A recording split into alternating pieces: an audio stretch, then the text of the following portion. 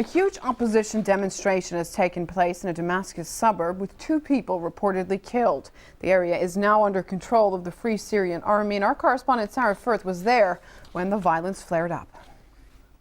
When we got there, we were met by the Free Syrian Army, who now have control of that area. There was this absolutely massive anti-government demonstration going on. There was a funeral procession going on at the same time as well. So we were able to speak to the people who were living in this area, to speak to some of the Free Syrian Army members as well, because of course very little is known about who exactly these people are. Very little is known about who exactly these people are. Really, it made it very, very clear to us just how divided the country is now becoming. Whilst we were there was sort of a moment of confusion. We did hear gunshots in the background. Some of the crowd got nervous and started running, at which point we were all sort of told it was safer to leave, and we then left that area.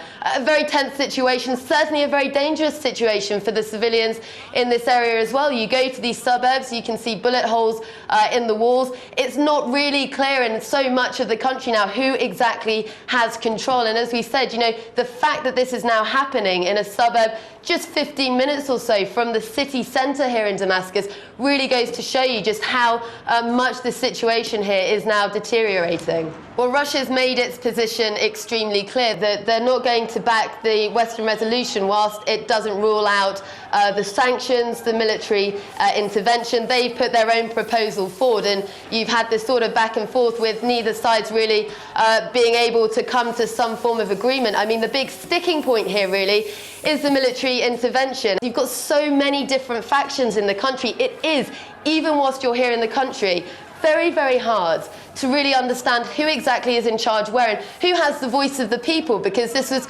originally a peaceful protest movement. You've now got increasingly armed opposition groups, and there's reports today that Saudi Arabia, that Qatar have said that they're going to be backing the opposition and providing funding and arms as well. And the last thing that anyone wants to see here at the moment is for this conflict to become even more armed, even more violent, because the daily death toll is, you know, just devastatingly high at the moment. Talking to the people in this suburb today, they were extremely emotional. You know, the people here in this country have lost all sense of safety, all sense of security.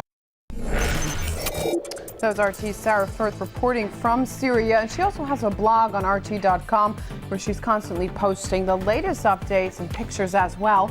You can check it out and learn more about everyday life in the suburbs of Damascus. Also on our website, we've caught up with the only foreign journalist permanently living in Syria who's revealed how mainstream media coverage may be distorting what's really going on behind the scenes. All that and more for you at RT.com.